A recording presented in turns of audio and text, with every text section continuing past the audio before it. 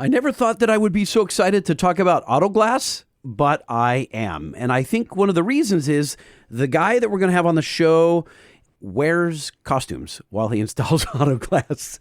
So you're and he's been to your house. Glass installing cosplayers. I don't think he's a cosplayer. I think it works great for Instagram, and that's how I found him.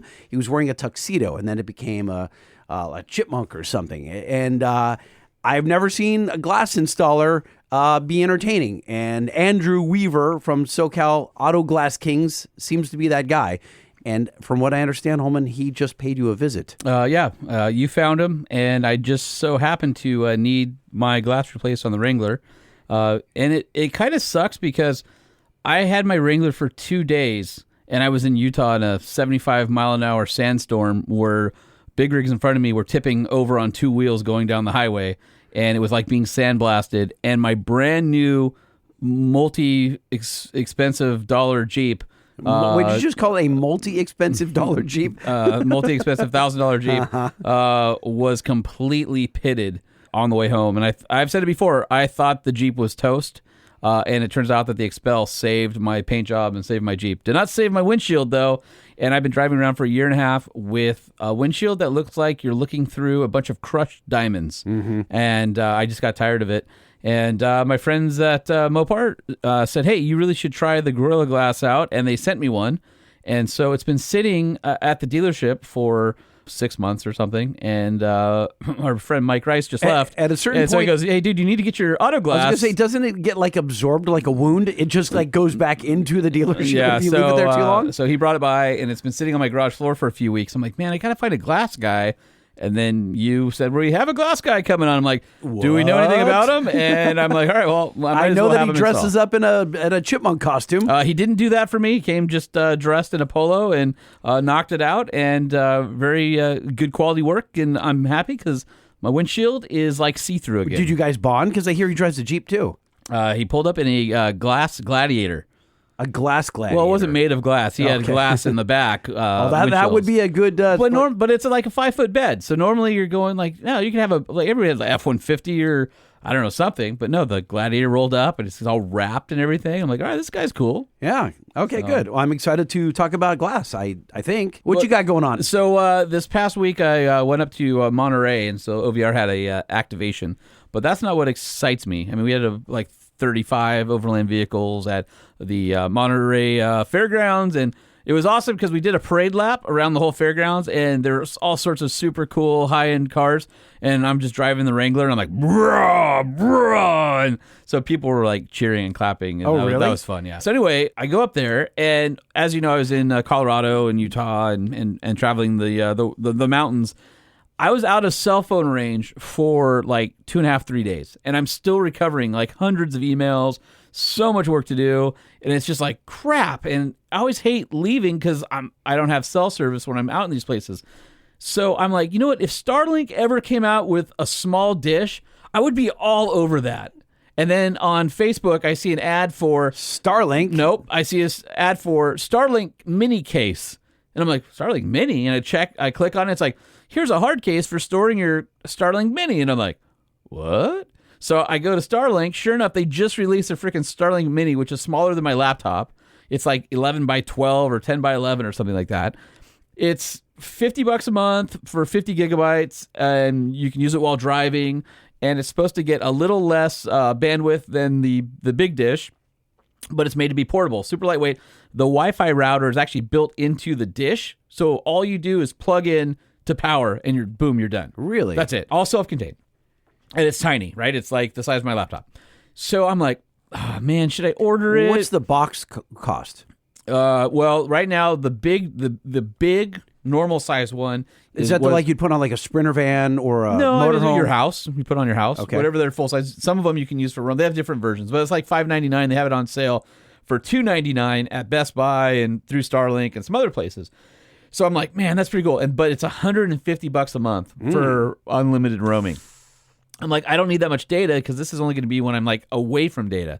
And my cell phone's got unlimited and blah, blah, blah. The Starlink mini is only $50 for 50 gigs, and it's $1 a gig, so it's like no surprise. If I want extra, I can buy it. But the dish was like $5.99. So then I looked at it as, Well, but the payoff in 6 months, it's like half for the mini dish because it's $50 a month. So you're basically every month you save $100 over the other one. So you quickly catch up to the price. So I'm like, all right, I'm just going to do it and we'll see. And there's a bunch of people like, oh, they have these giant like Starlink dishes on the tops of their Sprinter vans or their Jeeps or their Raptors. They use them in Baja. They're like 36-inch discs. But they're huge. And it looks like you have a wing on the top. And I'm like, that's ridiculous. The Mini, I ordered the Mini, and I'm like, I gotta find a mount. Well, it turns out, so a couple people that I know, so Matt Dunshee, he's like from the Raptor Runs, and then Greg Fouts from Fouts Motorsports. Apparently, they started this little company called High Speed Mounts. So they made a Mini mount, and it's able to be used on the T-slots on my Rhino rack. So I went through all my hardware, and I'm like, I have the hardware to mount it. Call them up. I'm like, I think I sent them an email, and I didn't even realize who they were. And we found out that we all knew each other like later. So I bought the mount, put it on, put the Mini on it.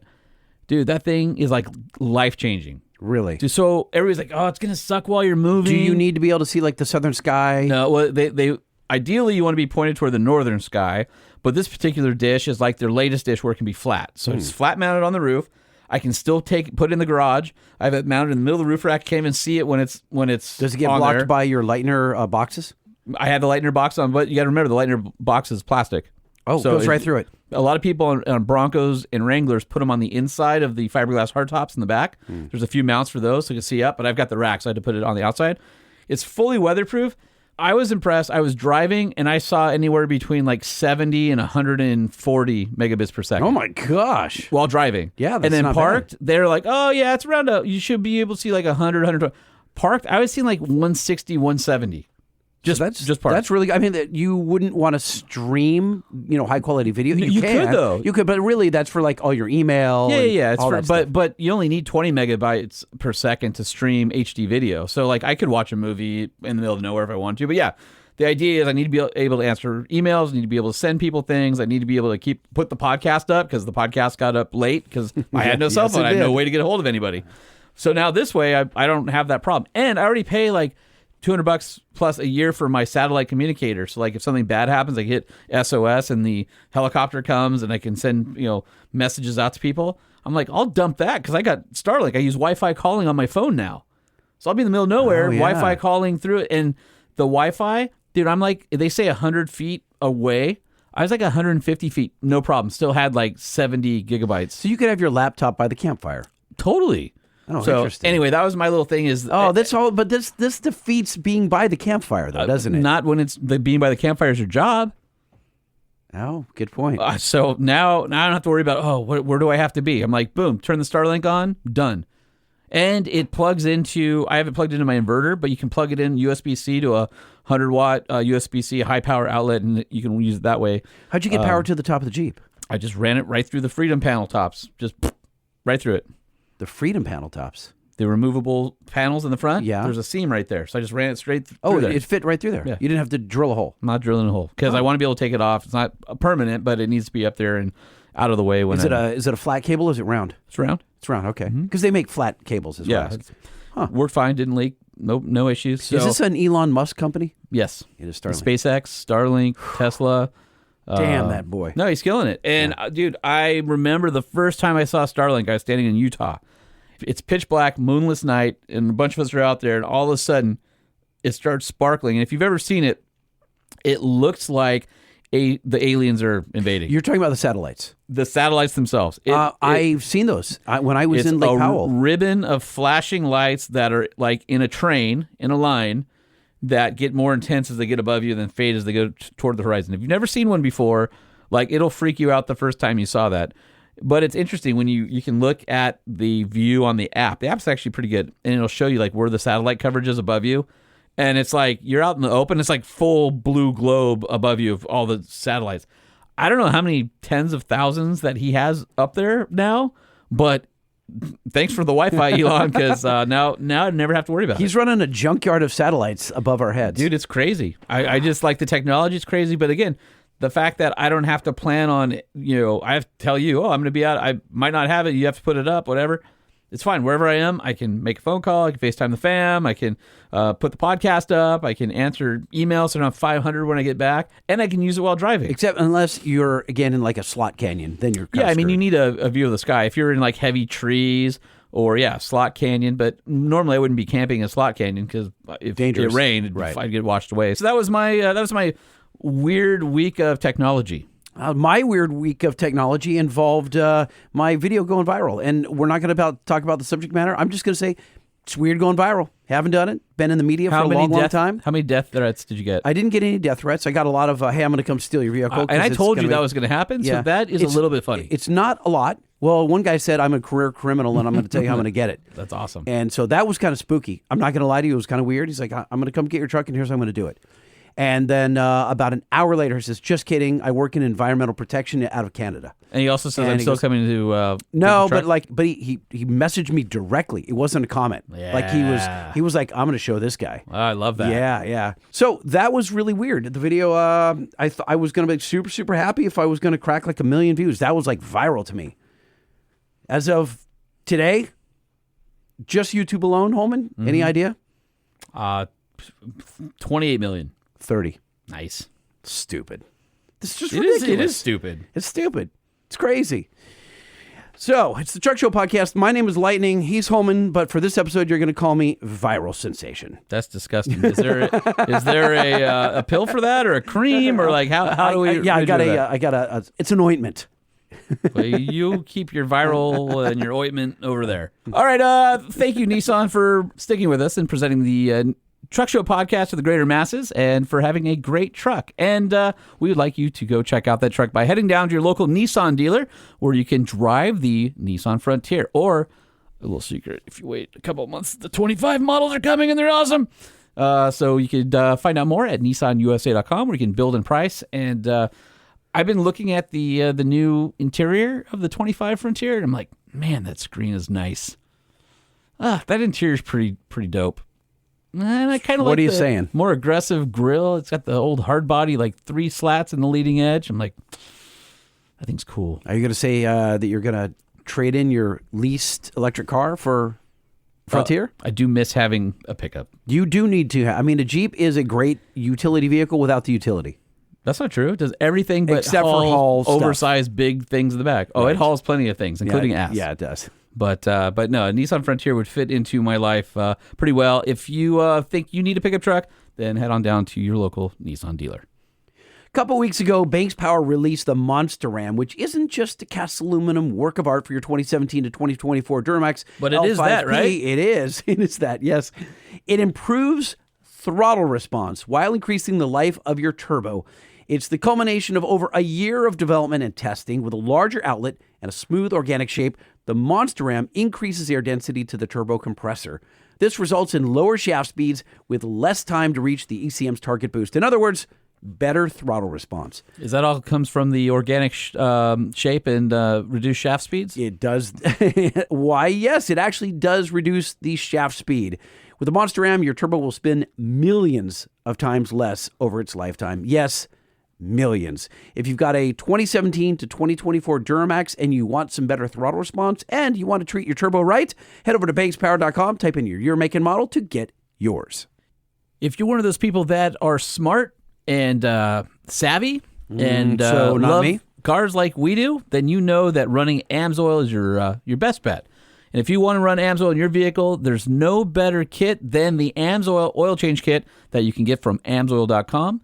This kit comes with everything you need, including a high-quality AMSOIL filter, the oil of your choice, nitrile gloves, a funnel, and even a sticker to remind you of when to do your next oil change. Because with AMSOIL, that'll be at tens of thousands of miles or maybe once a year. So if you're coming up on your next oil change, then head over to AMSOIL.com and get the oil change kit that's right for your truck. And you've heard us talking about EGR. They're the company out of Australia that has an office here in Southern California as well. They're the makers of the roll track tonneau cover that this guy has on his truck, fender flares, VSL LED lights, window visors, hood guards, body side moldings, cab spoilers, sport bars, underseat storage, and so much more. Australian-made quality parts right here in the U.S. Head over to EGRUSA.com and check out. If you're looking for a tonneau cover, there is no better for your money than the roll track tonneau cover, whether it's electric or manually retractable. All the stuff is absolutely amazing, and your truck deserves an EGR product. EGRUSA.com to find yours. The Truck Show. We're gonna show you what we know. We're gonna answer what the truck, 'cause truck rhymes with The Truck Show. We have the lifted, we have the lowered, and everything in between. We'll talk about trucks that run on diesel and the ones that run on gasoline. The Truck Show, The Truck Show, The Truck Show, whoa, whoa. It's The Truck Show with your hosts, Lightning and Holman. Another in-studio guest here at the Truck Show podcast. We've got Andrew Weaver, who I found on the gram. He's the owner of SoCal Glass Kings. And you're like, wait, auto glass? And we talked about it on an episode ago or two. I said that I had become infatuated with his channel because he's wearing like bear costumes. He wears a tuxedo as he's installing glass, but doing auto glass. And I've never found anyone who's been interesting to watch install auto glass. So, Andrew, welcome to the podcast. Hey, what's up, everybody? Good to be here. Thank you for having me. And by the way, I hired him to replace my auto glass, so You've got experience firsthand with him. I do. Fantastic. All right, before we can let you talk, we've got a quick intro. Don't move. What does it take to be an entrepreneur? What does it take to be an entrepreneur? Quit your job and get a loan. And don't let anyone tell you you can't. Go into debt and don't look back. Don't worry, there will always be another crappy job. This is what it takes to be an entrepreneur. You found him, and you didn't tell me about it. And No. I get the notifications from our scheduling software, and it says Andrew Weaver, and I'm like, well, who's that Who's dude? that guy? Yeah. And then I looked, and it said SoCal Glass Kings, and I was like, okay, I actually have a need for auto glass. And then I hit you up. I'm like, what's this all about? You're like, dude, I follow him on Instagram, and I was like, He's got to do this voice. come right? on my podcast and talk about yourself. And then I went, have you ever worked with him? And you're like, no. Nope. Just follow him just on the ground. So I went to Yelp, and he had like 55-star reviews. And I'm like, all right, good enough for me. I'm like, hey, dude, you're going to be on my podcast next week, and I'd rather talk from a place of experience. Can you come over and do some Can Gorilla you- Glass yeah. on my Can you 392? Can you put a new windshield in my 392? So you did. You were here yesterday. Yes, sir. And I knew that because I saw it on his Instagram. Uh-huh. It's SoCal Glass Kings, right? Yeah, SoCal Auto Glass King. SoCal Yeah. Auto Glass Kings. And so I didn't even know he was over until I saw your front yard. I'm like, wait, what? Yeah, so he was here yesterday, and so far the glass in the Wrangler has not shattered. It hasn't popped out. There's no like extra urethane goo around the edges or anything like that. I'm going to go see Urethane Goo. They're playing at the Palladium tomorrow Are they? night. Yep. Yeah. And great punk band. So far, 5 out of 5 stars. Hasn't flown off yet. All right, Hasn't, yeah, cool. well, I didn't drive it today, so I let it just bake in the 95-degree heat. So That's All right. good. So, Andrew, what's the backstory? How did you end up being the guy on Instagram with like 60,000 followers or more, whatever it is, and you're dressing up in interesting outfits? So before I saw you in like tuxedos and stuff like that.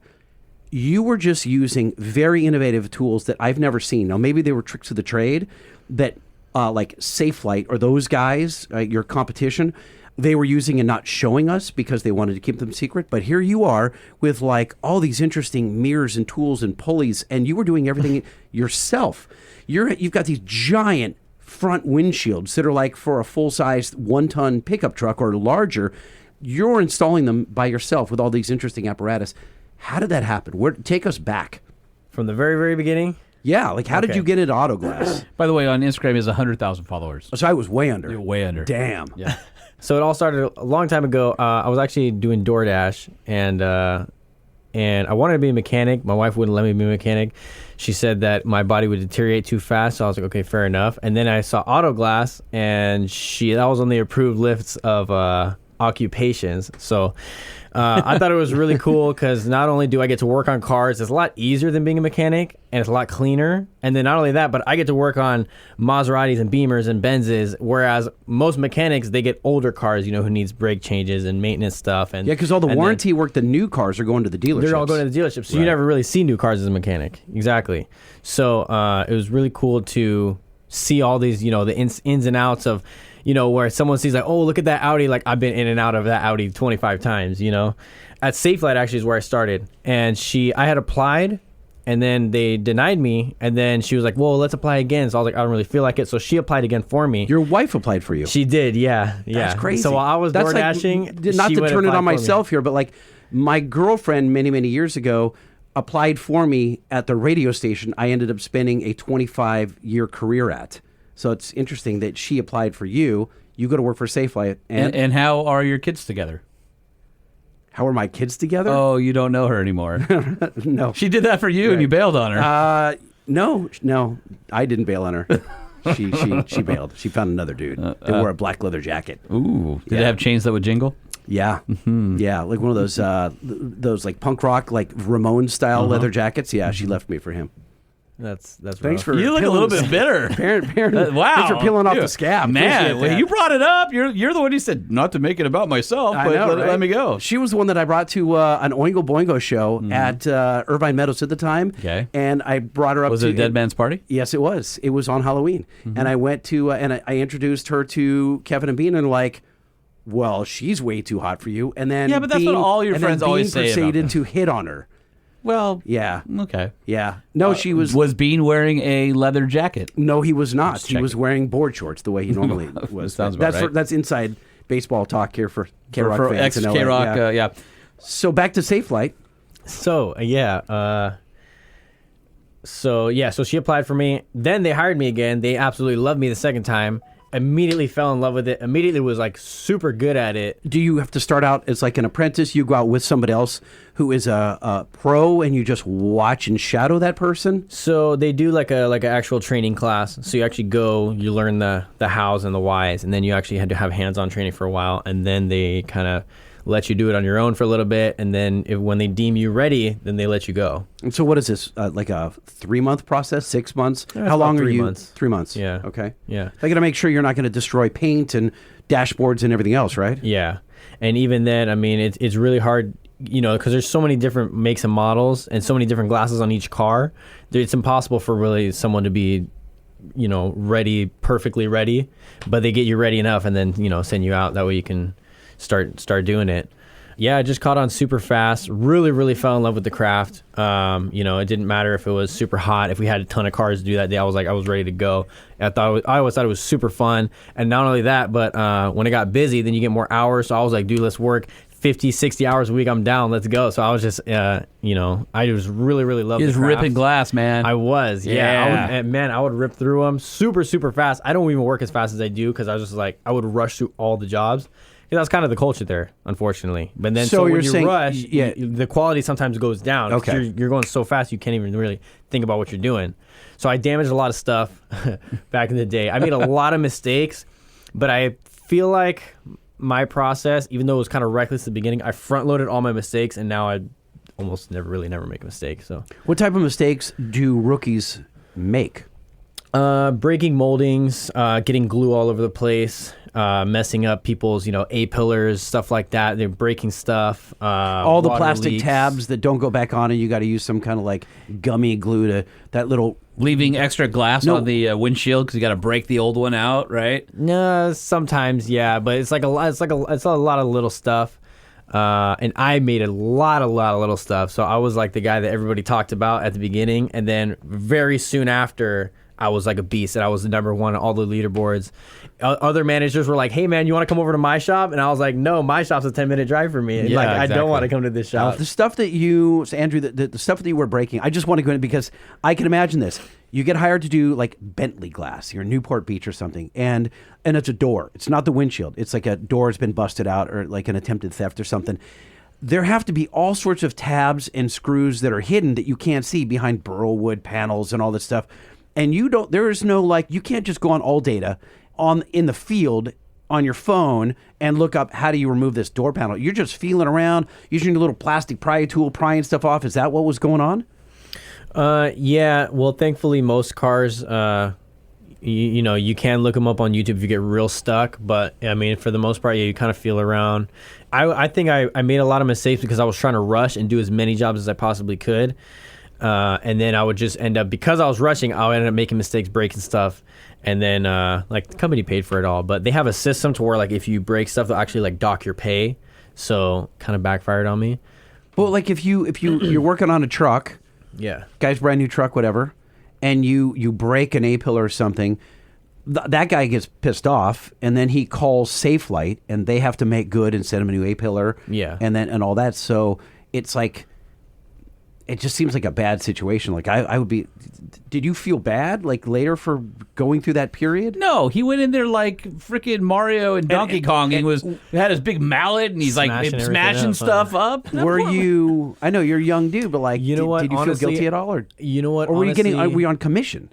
No, it was always hourly. It was hourly with bonus at first, and then they restructured it to where they was like only hourly without bonus. But then, if you fall into all these categories, which one of them is like mistakes, if you make too many, then they'll actually like demote you and dock your pay.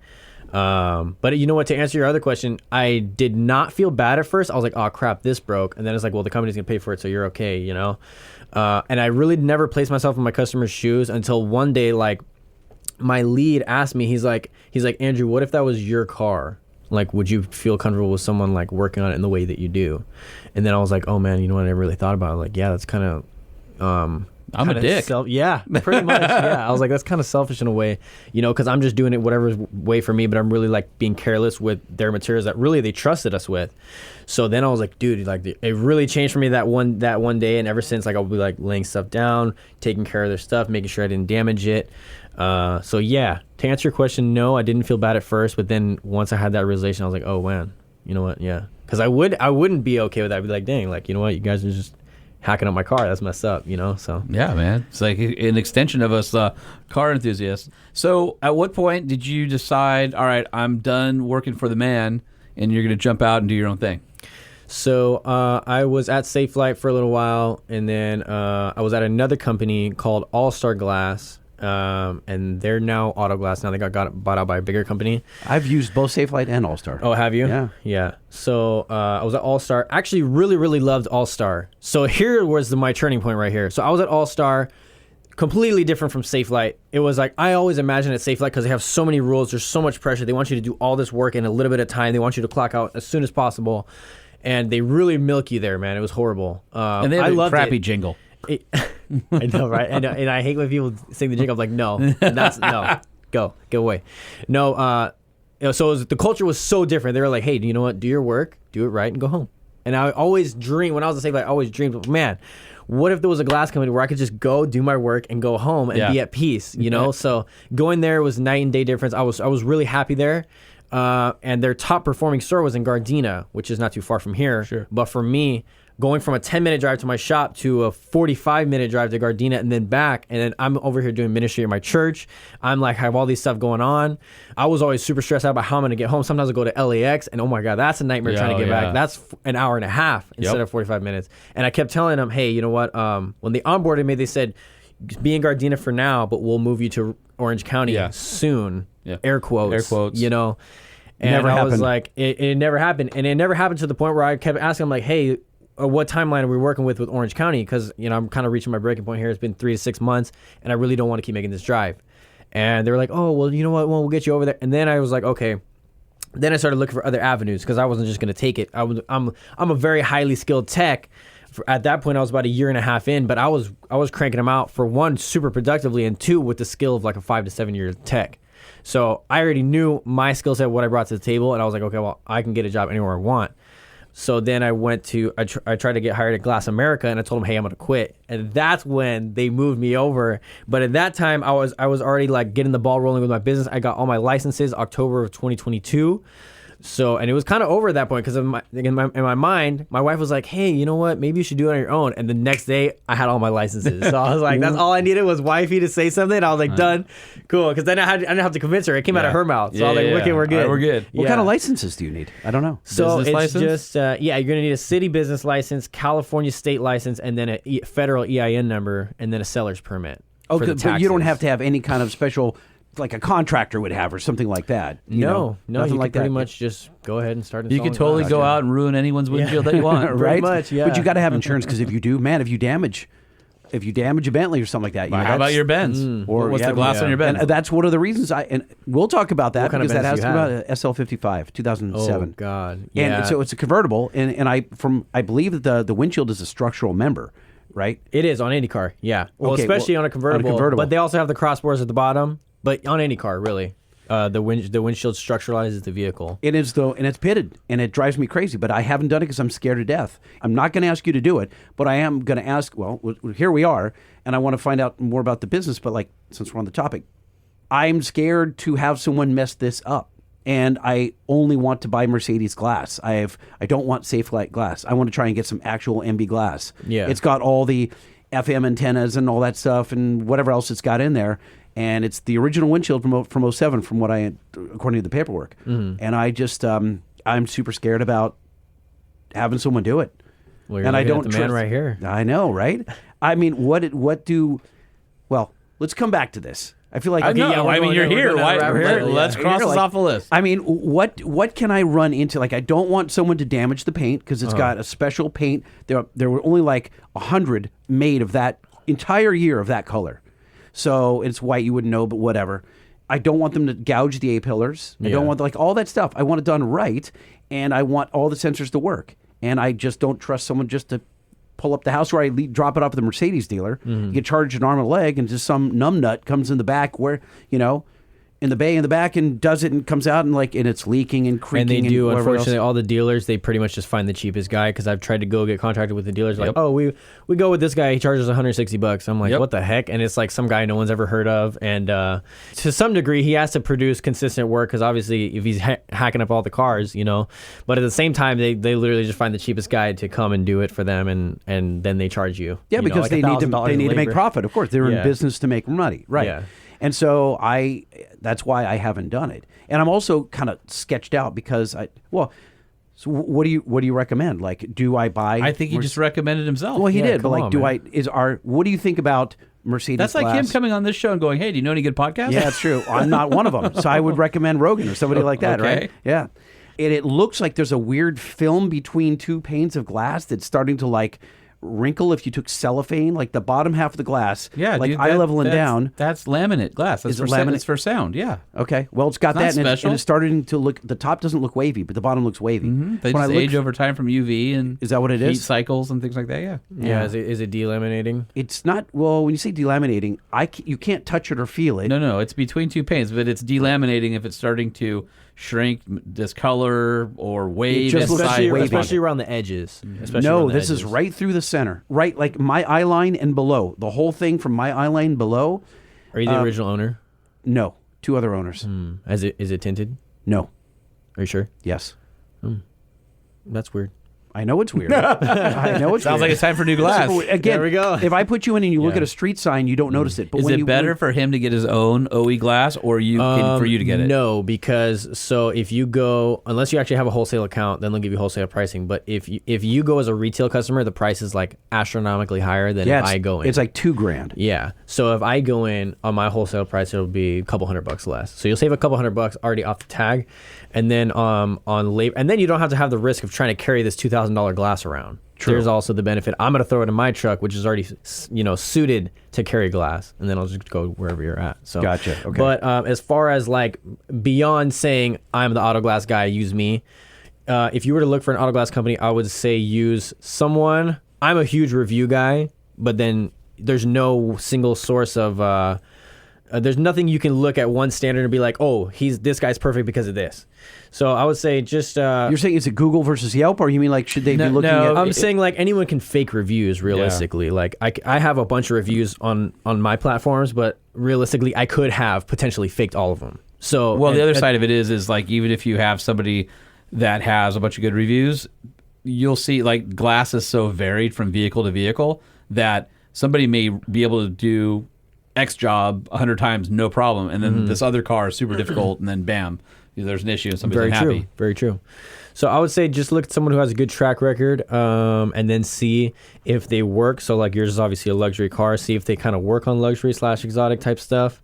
I mean, really, at the end of the day, you're going to be scared, but you're going to have to trust somebody to do it. Sure. Right? Because you're not going to do it yourself, and you probably wouldn't even want to do it yourself. So I would say at the end of the day, just do your homework. If you're super, super concerned, do your homework. and kind of ask them some questions, pre-qualify. Yeah, what are them. the because for example, a lot of our listeners, they don't live in California, Southern California, so they're going to need glass, and they can't hire you because you don't travel to Missouri. Yeah. So what questions are they asking? Here, I'll tell you one right now. One of the things that when I was researching him, even though he was brought to my attention from you, I went on his website, I went on Google, I went on Yelp. I'm like, all right, I got to find out about it. The number one thing for me is that he had ADAS calibration, even on the side of his van and on the side of his Gladiator pickup. And so a lot of people, especially with newer cars, you have to have the ADAS or the adaptive cruise control recalibrated.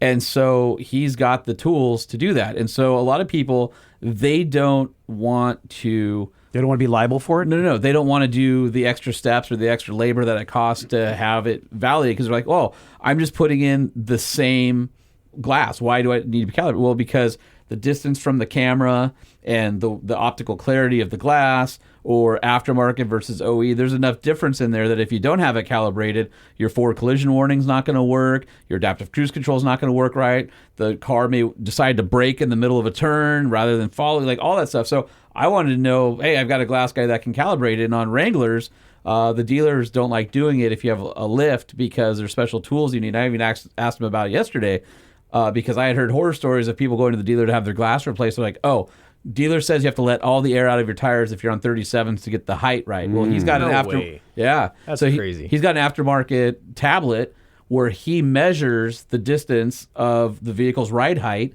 and then it does the algorithm, and then he drives it around, and he can tie it all together. So the fact that somebody has the ability to do ADAS, especially on a new vehicle, for me was pretty big because that's a pretty involved process. I mean, it takes probably 45 minutes or so to do, right? On the driving, with the driving ones, stuff, yeah.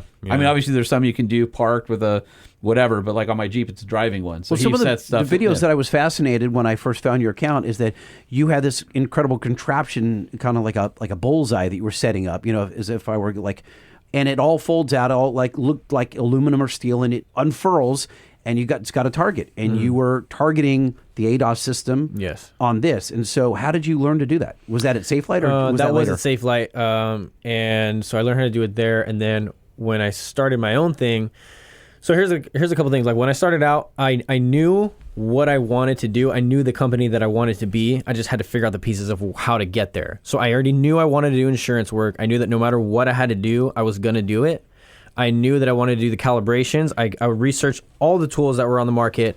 I was bent either toward the Autel one or this newer one called the CarCal, which is the one that I use. It's super convenient, folds up real flat. It's like 35 pounds, whereas the Autel is like 90, and you can't fold it down flat. So I ended up going for that one. No regrets. It's been super awesome. And they advertise it as a mobile stand, whereas there's a lot of confusion as to like, oh, it's only supposed to be in a shop. Other guys, you can say you can do it mobile. There's variance in the, if you do it on a street, it's not perfectly a crowd flat. of the road. Exactly. Yeah. So, and what the manufacturers and the guys at the CarCal said, because I asked them a lot of questions because I was like, dude, I don't want to be just going and making money for no reason and then putting people in danger. And by the way, he offers a lifetime warranty on his work and his ADAS calibration. So he needs tools that are going to make it. That was one of the things we talked about. And I'm like, all right, what if the ADAS is off? He goes, dude, drive it around. If there's a problem, call me back. I'll recalibrate it for you. Yep. So like that was a big deal too. So like, he definitely wasn't the cheapest guy around, but I hired him because he checked all my boxes of stuff I was looking for. How do you calibrate that? Do you plug in an OBD? Is that how it works? So it is all OBD. Well, there's two types of different calibrations. One of them is static, where you've maybe seen some of the videos where I set up the target boards as you're mentioning. Another one is dynamic. So basically, we'll plug in the same tablet into the OBD port and then start the calibration, and then we drive it. And as we drive it, basically the tablet's telling the OBD and the ECU to read the lanes and the data from the road, and then it recalibrates to the new windshield, screen, and the new windshield position. Gotcha. Yeah. So it's doing everything for you, but you've got to know the process. Yeah. So then once it's done, it just says, calibration successful or not, and if it's not, then you got to figure out why it's not. It'll tell you this might be why it's not. And then every great once in a while it's the glass. I actually did one today that unfortunately it was the glass. And I had experience with these Audis before, and we used to always get the American FYG glass, Fuyao glass, one of the major OEM manufacturers. But for the American FYG on these Audis, for some reason the recals just would not go through, and then we'd try them. We swap out the glass for OEM, boom, we'll go through right away. Interesting. And what do you attribute that to? You don't know? Is it something man? Reflective within the glass, or that it's not allowing? Well, you know what? When I picked up, so the other day when this happened, we had a Chinese XYG, which people kind of give Chinese glass a bad rap, but honestly, in my experience, never had a problem. So, so even on stuff where like I kind of within myself, I'm like, I wonder if I would have used a Chinese glass, if it would have calibrated or not, if we wouldn't have to get OEM. So, but the other day I was training one of my guys to use one of the setting tools. One of the cups actually detached, and the glass broke. So then I had to run down to the warehouse, grab another one. They handed me an American FYG, and in my mind I was like, oh crap. Like I kind of had a feeling, I was like, I hope this calibrates, but if it doesn't, like I guess, it is what it is. So then I already drove 30 minutes. That's the only glass they had. So I had to come all the way back, and then another 30-minute drive. So then we got it set up. We got it set. I threw all those old cups away. I was like, you know what? I literally just bought all new cups that day. You're talking about suction cups? Suction cups, yeah. Because that gave out. I was like, this is never happening again. So I threw all the old ones away. I bought all new cups. And then, so we set the glass. And then when we set the glass, I noticed a very, very slight bow in it. And I was like, when I saw the bow after we set it, I was like, I think we're screwed. Just as I thought when I saw the glass originally. And then sure enough, we tried to calibrate it like 4 or 5 times. I was like, it's not going to go through. So I just told my customer. Thankfully, he was super chill. He was like, all right, cool. I was like, okay, we got to pay your deductible today because we just put the glass. And he's like, all right, cool. I was like, okay, cool. Sounds good. So how does he solve it? So basically, unfortunately, we had to come back, redo the job again for free. But it is what it is because we got to take care of our customers, right? So we just ordered the original Audi glass, and then thankfully it was also insurance, so we just billed them for it. There's no additional cost to our customer. And sure enough, I swapped out the glass, OEM, went through first time. So, yeah. Interesting. So, is there any downside to like taking glass on and off too often? Like, do you end up scoring I don't the think you surround? can. I think. Are you talking about on the car or the glass? On the car. Oh, okay, I say the windshield's done. The windshield, yeah, it's like a mattress. Yeah, throw it away. You're not allowed to reuse it. No, you can't reuse it because normally you break it when you pull it out. Oh, gotcha. Yeah. So 2 questions. It inspired me. I wonder if are there instances where guys want to save it, like it's an antique. Like here's a 1953 GMC pickup. I need you to take this glass out because we're going to paint it, and then I need you to put it back in. Does that ever happen? It does, and then I usually end up either I'll just let them know, hey, it could break. Right around the 50s era and before, that's kind of where not my expertise, so I honestly don't really touch them. But when it comes to like the newer ones with the laminate glass and the gaskets, I can knock those out all day, so that's when I start messing with them. But if it's older than that, like if you get like a 1950s something with the little square flat glass, I don't even touch those because that's just not my expertise. And the stainless steel trim that pops in that bend immediately. Yeah. So then you look at it funny and you bend it. Yes, exactly. Back to my first question then. Is there a number of times where the glue residue starts caking up and you just can't get a good seal anymore?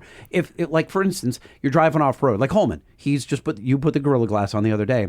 He gets popped by another rock, Bernard Leitner's in front of him and roofs on him, and he busts the front windshield. It's how many times can he redo this glass before you've got a buildup of the glue where you just can't get it flat anymore to make a seal? Well, so every time you take off the glass, you always trim the old glue down, like pretty much all the way near the metal, not too metal, but you leave like 1 to 2 millimeters of the glue left over.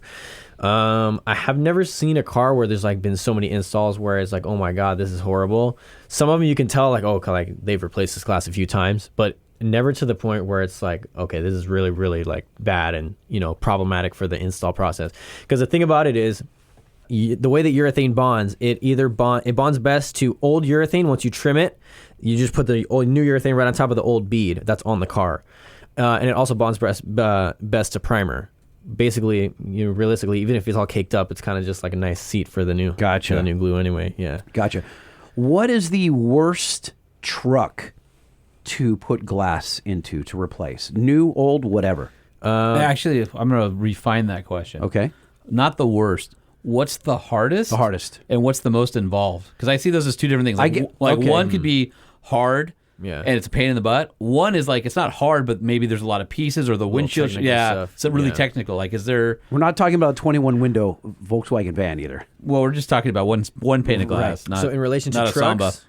yeah, let's first do trucks, because I'm sure there's a lot of cars that have some really interesting shapes, but it's Truck Show Podcast. Trucks are generally pretty simple.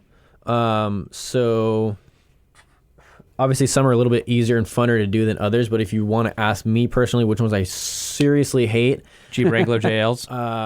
they're not my favorite. Well, was They're there a not my reason that I favorite. didn't see the install on his Instagram? I saw that before. Oh no, and we actually did film it. Oh, you but did? Yeah, they filmed we it. sent it to our editor, and he chops them up, and then he gets them back in a couple days. Gotcha, So. okay. So we'll post it soon. I saw the teaser. I was what- like, oh, it's laying on the Yeah. Gorilla Glass. So it's on the ground on a blanket. And all of a sudden, it's in. I'm like, oh, I got ripped off. I asked him. I go, these are flat windshields. These have got to be pretty easy. He's like, yeah, I don't like these. Yeah. Yeah, I get a lot of flack from like other glass technicians of why I don't like them because they're like technically the simplest, but they require, so on the new Wranglers, they require a lot of care not to scratch the paint. And then on the old Wranglers, they require a lot of care when shooting them. That way you don't get ooze because there's no molding to Shooting them, meaning the glue. shooting Your them, meaning thing. applying the new glue on the, Got it. yeah. Well, the nice thing too, and your wife even mentioned it, because Wranglers, especially JLs, have a front cage structure. So when the windshield folds down, the cage is still there, right? There's the A-pillar and whatever. The camera and the rearview mirror are mounted to the cage structure. So there's no bonding needed to put your mirror back on the new glass or anything like that. So you just pull the glass out and the camera and the mirror stay Still in the there, vehicle. right. Which is slap it right back on. Yeah, which is, I thought that was pretty cool, but Yeah. he's... In addition to the Jeep, what else gets your ire? Why did you honestly, I don't really hate the Jeep. Like if I pull up to a Jeep, I'm like, all right, cool, just another day. There's only a few that I super seriously hate, and they're actually not really trucks. They're more. Oh, you know what truck is really bad? Is it's all the same glass, but it's a Yukon, Suburban, Sierra, Tahoe. It's all the same windshield for that car. But between the years of like 01 to like 09, from 01 to I think 08, it's like they all look the same, but there's one windshield, and then from like 09 to I don't know where it cuts off, like 13, it's like the same windshield, but it's like 2 inches taller. But there's just like you got to take off all these screws on the side, and then you got to figure out how to get the cowling out. So we take off all the pieces. Some guys, they just kind of pull everything back and shove the new glass in, but we try to do it by the book. We do everything the right way. So when you do all the steps the right way, it's super annoying to do those for me. I know some guys who like them, but I absolutely hate them. Is it because you need to make room to get in around to the glass to the right pressure points to break it free, like when you're removing it? Or is it installing the new glass that is important to remove all the plastics and such? Yeah, so basically you can do it what I call the ghetto way, is kind of just to remove enough of the trim and then pull the cowling back just to lift it up a little bit and then shove the new glass. Basically, you lay the glue and then you shove the new glass in between the cowl and the glue and kind of just shove it in. It's called stuffing, actually. It's called stuffing. So some guys stuff, you get like cheaper guys, they'll usually stuff everything to save time, and just because like, they're in and out, they're there to make a quick buck and move on. Whereas when we do it by the book, we do it the right way, and then that not only allows for greater, adhesion for safety purposes, because as we mentioned, it is structural. But that also just allows for a better quality job, because sometimes when you slide the glass in, you clip the bead in the glue in the wrong way, and you get like an air leak. So you have like whistling. This sounds. You've just heard another question you guys should be asking your potential glass guy is: Do you Are you a remove- stuffer? Yeah, are you a stuffer? He's got to know your insider at that point. Yeah, they right? say leave the stuffing for Thanksgiving. That's it. Right, exactly. So that's a good question. As do you remove all the pieces so you can put it in perpendicular, not slide it in at an angle? Right? Exactly. Okay, so then you had some other. No, so that's trucks. All those GM vehicles. So you can't as stand. far as trucks, I don't really like those. All the other trucks are kind of okay. If you want to group vans into trucks, the two that I absolutely hate the most are the Mercedes Sprinter and the Is that just because it's so damn big? It's just so big. Yeah. Yeah. Oh my gosh. And then you got to figure out how to set it, and it's really heavy, really, big and bulky. And even if you use two people, you got to be real careful setting it. And then if you use one person, you got to be super careful setting if you're using a tool. And then also what's that van? The Chevy Express. Yep. Oh God, I hate those. I hate Yeah? those so much. Yeah, they're just so big and bulky. Those are like my kryptonite right there, man. Like, I absolutely detest those. I had an Express. I'm glad I don't anymore. Yeah, then we can be friends. Yeah. So what's the easiest? What's the one glass you can slam in every single time? It's like a Ford F-150 or something? 100% accuracy. You just, no problem. You're like, somebody calls you and goes, hey, I want to do this glass. And you're like, here's the price. And they're like, okay. And you're like, sweet. I can do like 10 of these today. So yeah, if you wanted to give me a car where it just makes my day and I could do 10 of them all day, probably be like a mid-model Corolla, like anything between maybe 2013, 2014. I could do those all day long. Let's see, like a newer Nissan like Altima, like those you could smash out real quick. That was the fastest job that I ever did, was a newer Nissan Altima, and I timed it was 22 minutes start to finish. Dang. Yeah, so yeah, those are pretty fun. Nice. Any preferred trucks that are just really easy to do? You're like, no sweat. I'd say the Ford F-150, the newer one with the curved glass at the top, those I could smash out pretty quick. When I was a safe lad, I used to do those 30 minutes like all day long. Those are pretty fun. And then the newer model of the Tahoes, those are really fun too. The windshield coat on that is like a 2274. Those are super fun. Okay. Yeah. Glass is the question. Let's go back and I'm kind of going to circle back to the glass thing. OE, Safe Light, Chinese glass. Is it case by case, or is there a general rule where a guy's like, hey man, I've called around and my glass guys, they said they can get me 3 different glasses. Is there one that you prefer, having been around thousands of them now? Well, if money is not an issue, then get the OEM. But if and why? Well, just because it's perfect. It's just perfect. But then when you say that, then it leaves room for you to think, oh, how imperfect is the aftermarket? Then it raises concerns on that side. But this is what I tell people, honestly. You can use aftermarket for almost any car. It's more case by case. So where like if you have like a higher end like Mercedes, Audi, BMW, Porsche, recommend OEM. Other ones like that Audi that I mentioned earlier that we had to swap out, OEM's better. Honda Pilot that has like it has a double calibration. OEM's always better for those. So it's kind of case by case. For the most part, aftermarket is fine. Okay. Especially like if you don't want to pay $1,000 for like, your 2013 Corolla. Yeah, if it's like a tenth of the cost of the vehicle, like maybe you don't need to do that. Is there a difference in thickness or safety? No, so or as anything far of as that? like durability and quality, rock chip, I guess they all chip the same, or are some essentially more or less, yeah, yeah. Well, and the quality has to be the same because it's the safety part of the car, and it has too. to be exactly. So they're all engineered to meet the United States federal guidelines for windshield safety. So they all have to be an engineered minimum strength to at least meet that. So they're all engineered more or less the same. So there's not like some dude in his backyard pouring windshields. No. Have you ever dealt with any covers, not like an Expel paint protection, but have you rolled up on a car that had some type of a clear barrier on the exterior of the windshield where he's trying to prevent rock chips or something? Because there have been several companies that have made them, some successful, some not. I was researching those, like, hey, if I replace the windshield on my Ram or the Mercedes, I don't want to do it again. And it's just, I don't replace them because they generally break. I replace them because they get so rock pitted. Yeah. So there is a company that makes them. From what I've heard, like some of my detailers offer the service, but it's like $550. But it's called Clearplex. So I've heard, and they show me a demo video where they basically took a car and they shot it up with airsoft guns and it got a bunch of chips on it. And then they replaced the windshield, put the Clearplex on it, and they shot it up again, and there was no chips. I was like, oh, that's cool. I'm sold. But it's $550. So yeah, so it's like half the price of windshield anyway. Yeah. Plus, I don't know if it's the same company, but some of those companies, they are like 3 layers. Because your windshield wipers are going to scrape it and damage it. That's what I've heard. When you're washing, whatever. So you peel back a layer, you peel back a layer, really? you peel I back a didn't know layer. that. Yeah, I can't remember the company. There's one that makes it for I feel like that's off-road vehicles. That's for like your motocross goggles. You just keep, like tear-offs. Yeah. So, but I mean, I'd rather just have the glass because I think the optical clarity changes. And I'm already bugged about that stuff. Yeah, so when you think about it, it's like, is it super worth it to get it? Maybe if your windshield is like $3,000, might be worth it. But then but my thing in the back of my head, because I'm always thinking of all the possibilities, like, what if you're driving and then you get like a big piece of metal, and then you lost your windshield and your $550 Clearplex? Then you're like, damn, this sucks. Yeah. What's the most expensive windshield you've ever replaced on any vehicle? It was actually it was the G-Wagon, $3,600. Oh, yeah. Was it OE? It was OE, yeah.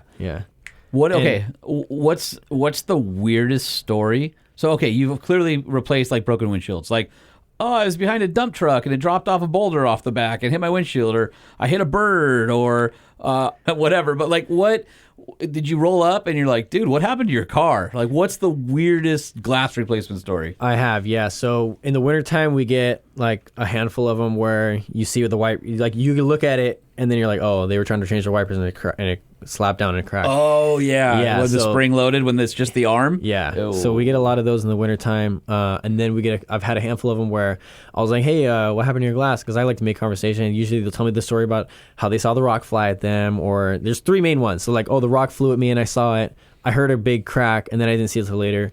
Or I just came out to my car in the morning and it was cracked. And so I'm like, okay, I always hear those a bunch of times. But then the craziest one, I've had a handful of them where it's like, oh yeah, my boyfriend was super mad and he punched the glass. So it cracked. Okay. But the craziest one I've ever seen was like a 2013 Camry. And man, when I pulled up, like I was like rubbing my hands, like it's kind of like the Corolla. I was rubbing my hands, like, ooh, I'm gonna smack this thing out, like it's gonna be done faster than it. Like it's over as soon as it starts, you know. And then when I looked at it, I was like, oh heck no! Like when I say every inch of the glass was smashed, I mean like there was not even. Which makes it hard to remove, right? Like It is that does, the big yeah. So and then that one I asked him, I was like, dude, like. I wasn't like, hey man, I was like, dude, what the hell happened to your car? And then he was like, oh, like a giant tree branch flew at me and then it just smashed the entire thing. So I was like, damn. And its name is Sarah. Like, what were you doing, dude? Right? And so I was like, damn, like that's insane. And then, so I'm just like thinking to myself, like, man, I thought this was going to be a nice, fun job. And then, so I end up doing it. And then while you're doing it, you're thinking, how did the tree branch hit it in 5 different spots? Right. So yeah, I mean, it was so broken that when I actually removed it, because it's laminated, Right. so it's not like tempered where it's just in a million pieces all over the car and I vacuum it all up. It's still bonded to the Yeah. car to some degree. So I'm cutting it out with the blades. And then And you've yeah. got gloves on. Yeah, I and got gloves protective on the stuff. whole nine, yeah. And then, so I cut it out, and then when I took the glass off, I literally folded it into quarters like a blanket. Yeah, it was. Did you leave it with the customer? You're like, No, hey, I'm you like, should, here you here's a go. gift. Yeah, frame this on your wall. No, I had to throw it in my trash can in the van. It was the worst, man. There was glass everywhere. That's And then, so it should have been a 30-minute job. It took me an hour and a half because of all the cleanup. Yeah, it was horrible. And I'm sure you booked your stuff the rest of the day based on it being a Camry or something, right? You're like, Yeah, well, well, dude, I got 4 more jobs today. No problem. Yeah. Well, that was back in the day, thankfully, when I was at Safe Flight. So that was like, I was like, I'm getting paid hourly. But still, like, I never had the mindset to where I was like, oh, I'm getting paid hourly. Let me milk it. I was like, dude, I'm banging out all these and getting like. That wasn't you know. a Safe Light repair. That was a Safe Light replace, right? Yeah. There. Yeah. So 2 more questions. Yes. Theft. You're like boots on the ground, right? Yeah. You are seeing what is being broken into and potentially why, because Yeah. you're showing up, and a lot get reported and a lot don't. What trends are you seeing in the market? Like, what are you seeing being broken into all the time, and what windows and why? Yeah, are you doing more than just windshields? Are you doing? Yeah, so yeah, he we does do. glass We on the do. sides. We do all the glass on the car. Mainly, you'll see it on our page that it's mainly windshields because that's like what we do most. But we do all the glass. And then, so the thing that I always tell people if it ever gets brought up is like it's bags. So that would be backpacks, diaper bags, gym bags, any bag that you could possibly leave in your car. If you just leave it open. Even if you live in a nice neighborhood sometimes, because some of these thieves will actually travel to the nice neighborhoods and then scope it out, hit a couple cars, and then go back to wherever they live. But it's always bags. Sometimes they get stuff and sometimes they don't. But that's the number one thing we see break-ins for. And then obviously, like if you leave your laptop on your seat or like your purse on your seat, you're kind of asking for it in a sense.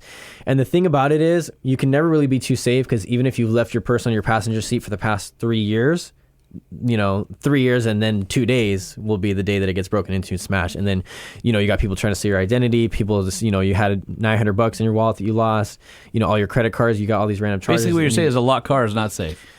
Correct. Yeah. I mean, you just break glass. Yeah. And it's pretty easy too. And like when you think like a thief, because I've boiled it down too, because I'm like, okay, after seeing so many break-ins and you see the trend of how the car looks when it gets broken into, it's like, okay, they literally just walked up. They're like, oh, that's the only thing they took. So they literally walk up, look in the car, smash the glass, take the bag and leave. It's a 10-second, it's a 10-second deal. They're gone, Why is it instantly. when I'm looking at like all the police, cameras, what are the cameras that they wear? The body cameras. The body cams. And they roll up to like a accident, right? And they pull out their baton or their asp and they're wailing on the back window and it won't crack, right? They're trying to save somebody's life. What magic glass is that stuff? Because I feel like a thief just comes over and then just like taps a glass and then walks away with my wallet. Meanwhile, some dude's like in a fiery car crash and the cops are throwing everything they can at the window and it just keeps bouncing off. I'm like, just blows me away. So the thing with tempered glass, it's actually made to be super strong. You have to either hit it with blunt force really hard, or like if you hit it on the corner, on the edge, it'll break super easy. And then, so a lot of the thieves, if you hit it with a center punch anywhere generally, it'll always break like one time, ready to go. I've had a couple of them where I hit a center punch 2 or 3 times and then it broke. Yeah, that's why. So if they're just hitting it and hitting it, they're probably hitting it like right in the center, Right. And they're hitting it with blunt force to the point where it's just not going to break. Interesting. So yeah. All right. Yeah, I was seeing like they use either the center punch you can buy at any Home Depot, right? Not Yeah, that it's I'm like trying to get or people- Harbor Freight. It's like $1. Harbor Freight. Yeah, it's like $1. Yeah, it's crazy. Or they come up with like a One of those little a hammer spark plug. things. Yeah, I've seen Or a a spark spark plug plug, too. yeah, that yeah. works too because the ceramic. Are you seeing any trends in the market like Camaros or a particular truck, or have you seen that happen? Yes. What so he's asking anything- if Yeah. ram rear windows are a thing right I now. mean, they are for me, but I don't Well, that's know. what So you- you that's- got yours broken into? that's what we're- Did that's someone what try you're to steal your asking. truck? the rear slider. Yeah. Did someone try to steal your truck? Yes. Do you have a TRX? Yes. And that's why. Yeah. Yeah. So if you got a TRX, you got a big target on your back, and it's the little centerpiece in the back. Correct. Yeah, I've done a handful of those. And then first time, well, here's the first time I hear something, I'm like, oh, they tried to do this, and I'm like, okay. Oh man, they tried to do that. I'm like, I half believe it, and then I see it a couple more times, and then I have people actually explaining in depth the process of how they try to steal the truck. Then I'm like, oh wow, that's crazy. Yeah. So anything Mopar, Ram TRX, you got a huge target on your back. But really, anything Mopar is really hot as far as like theft, vehicle theft, even. And then a lot of like Camaros too. Camaros, but So like and newer Kias, Camaros. right? Kias? I Kias? haven't heard about Kias. No? Okay. No, they just punch the locks on those and drive them away. Well, no, they're all key fob replication. Is from what I well, understand. it depends on the year. Yeah. Okay. Yeah. Did you But see you that- have the cool thing about the Rams is they're pretty profitable for me, those little centerpieces, because one, they're super easy, and two, you call around a bunch of places and they're all like, oh, I don't know if we can do them. You got to replace the whole thing. So I went Whereas- to the dealer and they had to replace the whole window. And They it sat- don't. And They it's- don't. And Is it that sat true? there No, they for. don't. I've done a like handful 6 of weeks. them, and you just take the centerpiece. Yeah. You just undo the wire, the little electronic wire. You clean up all the glass, put the new one in, you're done. No way. So it sounds like your I truck did didn't not need to sit there. How Well, much hold on did you a pay for that? My deductible was $500 and the window was $2,000. Dang. $2,000. That's And they crazy. made me do the whole thing. And Yeah, I 'cause wanted that, OE glass. yeah. And the guy said, no, we have to do the whole thing. Now, I don't know if they inspected it and looked to see if the cable had been messed up, because It's the not cable messed right up, now. no. Because I mean, they're not manhandling the mechanism to the point where, oh man, the cable's messed up, we have to replace it. It's like they just smashed the glass and got in to steal your truck. They didn't sit there and break the whole, Right. mechanics. And you of it can all. buy just the center section? Yeah, it's available. Wow, interesting. Apparently, There our you go. glass expert did. I Yeah. waited 40. And you know I what? waited. Actually, I waited the- almost 2 months for that glass. They were back Dang. ordered. They're still back ordered, I according bet to the they are. dealership. Yeah, I they're bet they back ordered. are. There's so many being busted. Yeah. Yeah. The first time I went, I was like, hey, man, you know what? I'll be perfectly honest with you. I think I can. I'll spend my time and I'll drive out there and I'll see if I can do it. And then sure enough, I kind of looked at it a little bit. I was like, oh, yeah, I got this. Boom. 45 minutes later, he had a new centerpiece. And it was kind of close to that $500 mark. I think it was like around $450. And with the OEM glass. Yeah. Done. Wow, who knew? Okay. Yeah. What else are you seeing truck-wise out there? Are there any particular ones other than the Ram TRX that have targets on them, so to speak? Not really. Okay. No, just the TRX. Yeah. Oh, man. That's why when you said, hey, is there something about the Ram? I was like, oh, you got a Yeah, TRX? yeah, TRX, yeah. He's trying to lead you into that. I'm like, let's just go I know, right where he's yeah, going. right. It's just- I mean, if you, He's like, why waste your time? I know exactly what he wants to hear out of Yeah. this. I'm just curious. It sucks. No, But, you're not. You're not curious. You're validating what you already know. validating what? Yeah. Yeah, it's absolutely true. What started the costumes? oh, Because yeah. you guys, even if you don't live in Southern California, again, give your Instagram handle again. At SoCal Auto Glass Kings. SoCal Auto Glass Kings. Yeah. And we're Andrew- on Instagram, TikTok, YouTube, and Facebook. Everywhere. Perfect. You will instantly find him because you're like, oh, that's the guy in the bear costume. Like, how did that start? I love it. I think it's hilarious. And the fact that you're installing stuff with giant mittens on, or whatever. Or the first one I think I saw you like you were in a tuxedo, then you're in 3-piece suits. Yeah. So that all started one day. So I'm a Christian. So I actually used to be a drug addict back in the day. Was a drug addict from 13 to 20. I got saved when I was 20 years old, and I gave my life to God, never looked back. So super grateful for that. And I've been sober for 6 years. 6 years Congrats. and like a month or so. What was your drug of choice? All of them. Yeah. Yeah. So yeah, that was my history before that. And the church that I go to, we're Christians, but we like to wear suits, on Sundays, like Sunday's best. So one day I've been working 7 days because for one, I'm kind of crazy. And for two, You enjoy it. I enjoy it. Yeah. I enjoy it. But then also like we're still kind of in our first couple of years. So it's kind of like what we're really doing to get the traction moving. And it's really worked. After Sunday one day, someone hit me up for a chip repair. Super simple, like it takes 20 minutes. It's not labor intensive and it won't get me dirty. So you're saying it's on a Sunday and you're already wearing I was your already Sunday's wearing my best. suit, yeah, and I Got was it. like, man, I got more stuff to do. I'm not going to go home and change, just to go do this chip repair. So I just pulled up my suit and I was like, hey, man, I'm here to do your chip repair. And surprisingly, when I pull up in a suit to a job, I don't call them and say, hey, I'm going to record this video in a suit and da-da-da-da-da. I just pull up in a suit and like see how it goes. And like they're always like, okay, here's my keys. Like they don't even question it, which I find is weird. Sure, I would go. Why are you wearing a suit? Yeah. Exactly. Nobody ever questions it. Especially when you're dressed as a chipmunk. Yeah. Right. Well, that one, thankfully, I was planning. I was like, man, how am I going to do this in a Ted costume? Oh, it was a Ted costume. Yeah. So I'm like, how am I going to do this? And then thankfully, it was someone from our ministry that he kind of already knew. Oh, he knew you. Yeah. He knew your jam, yeah. So then I was able to do the replacement. And then when he saw me, he was like, what the heck? And I was like, he already knew. Well, yeah. So it was cool. So the first time I went to do the chip repair, and then he goes, man, you guys dress like this at every job? I was like, no. He's like, oh, well, I think it's a really cool uniform. And I was like, oh, thanks. I was like, yeah, I just came from church. So he's like, oh, okay. And then as I was doing the chip repair, it dawned on me, because I was already doing the videos, and I was trying to like think of different dynamic ideas. And I was like, dude, I need to wear my suit and do a replacement, and that's going to be the sickest thing that anyone's ever seen. And sure enough, like people eat it up. Like I actually have one that I have stored because I haven't recorded in a suit all summer because God, that would be horrible. Because it's so hot out right now. Yeah. Oh, dude, So I live 2 miles from the beach, and he's at my house yesterday, and there's like almost no breeze. It was like 88 outside, and I like gave him a carton, like a case of water. I'm like, here's like 20 bottles. You felt so guilty. Just drink what you need. yeah. So that was when I had the idea, and I told my wife, I was like, dude, we need to do a windshield replacement in a suit. And then I had a black suit already that I kind of sacrificed in a sense, but and then one of the things that I get a lot Did of you have comments to on, tuck your tie in to keep it out of the urethane? so sometimes I wear a tie clip and sometimes I just, go for it. And then people like, I get a lot of comments like, dude, how did you keep your suit clean? Like, did your tie ever get caught? And I'm like, no, my tie never gets caught, bro. Come on now. Yeah. So and then it's cool because, and then what I ended up doing was, then I bought 3 suits and then I wrote them all off because they're technically marketing. Yes, they right? are. So, and then it actually really effective marketing too, because they always generate a ton of attention, ton of engagement, and then we get a lot of followers, and we, and then we just been rocking and rolling. So then one of my followers on TikTok was like, dude, you need to do it in a Batman costume, and I was like, what the heck, dude? And then. And then for some reason, I always wanted to do it. Well, after he said that, then I was like, I never thought of costumes. And then I looked up a Ted costume, and then I saw it. So then I did. But I actually have the Batman costume. Oh, dude, you got to do that. So yeah, be looking out for that one. But it's too hot, man. So I'm probably gonna record that like a couple months. That's fine. Space them out. Exactly. You don't want to do them all at once. Exactly. Yeah, because I recorded 3 of them all on the same day, and I actually have them all stocked up. I have one left that I have just sitting.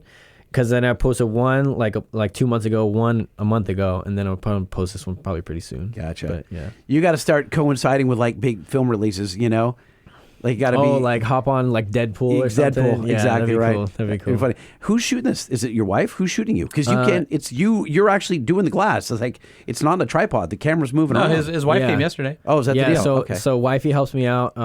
It was kind of a learning curve with her, but I mean it is with anyone that does anything, And I kind of had to tell her. She was like, "No, I want to do like this." Like, no, like it has to be here. The best shots look center frame. Like.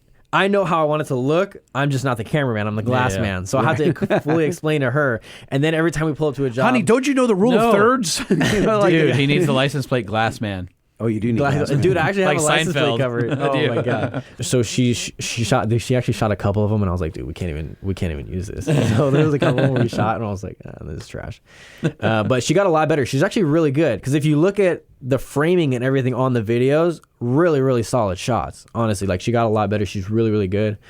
So yeah, that was kind of a learning curve, but yeah. And then every time we pull up to a job, we have at least like one fight. So yeah, that's married. Yeah, there's a couple being yesterday. married, yeah. Yeah. I think Oh there's yeah, a you heard couple. that? Oh I'm god, like, yeah. I'm like, oh okay. Yeah. Oh, they're married. So yeah, they are married. Yeah, I'm like, for sure. Yeah. That's not his girlfriend. That's his wife. Boy, yeah, they're married. There's Yeah. some days where it goes real smooth for like 75% of the job, and then it's like, oh, like we had to have a fight. We almost made it. Does she come with you to all the gigs or no? No. Okay. Every once in a while, I'll be like, hey, like there's a car coming up. I really want to film it. A lot of the times, I'll drop it on her same day. We'll wake up and be like, hey, we're gonna film this one, and she really hates that. Does she not have a job? Like what's No, it? she runs works the for me. office. Yeah, Oh, she works got for me. it. She's the office manager. You're like, you're So- just out in the field today. Yeah. So she really hates that. I think it's kind of funny. But she really hates Punishing her, that. Yeah. making you, watching you dress up in costume. All right. Well, if you want to follow our friend Andrew, again, on Instagram, it's at SoCal Auto Glass Kings. And then you guys also have a website. It's SoCal-AutoGlassKings.com. So you can find out about all the work that they do, see the videos, also see the ADAS process. Again, that's freaking huge. That's advanced driver assistance systems, but all the new cars have them. They're being mandated by the government. And so moving forward, having a glass guy that can calibrate that stuff is going to be a must-have. Absolutely. And I think that's one of the marks of quality shop. Just to tack back on that one question you asked, like, what do I look for?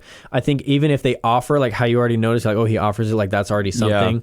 Yeah. I think that would be something to look for too. Like if they offer ADAS, they take it pretty seriously. Fantastic. They do it by the book and stuff. Yeah. Dude, thank you very much for coming in. Really appreciate absolutely. it. Thank you for having me. You're an awesome guy. Thanks for coming to my house twice. Yeah. Right? In 2 days. Yeah, right. Awesome. I was like, yeah, I finished up your class. I was like, well, I'll see you tomorrow. Yeah. Yeah. All right, with Holman being out of town for the last couple of weeks, they have amassed, and now it's time to dig into the mail bin. You email? Yeah. I email? Do it. We email? That's right. Everybody email. Type it up. You email? Proofread. I email? Send it. We email? Click it. Everybody email. Bum, bum, bum, bum, bum, bum, bum.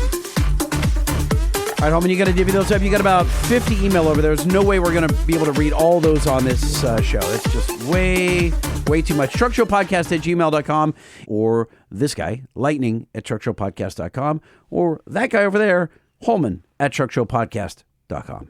All right, we got one from Rich Humphreys, who tells us he needs a new family ride. He says, Lightning and Holman, the wife and I are in need of a new family wagon, looking for something that will hold the 6 of us and a dog.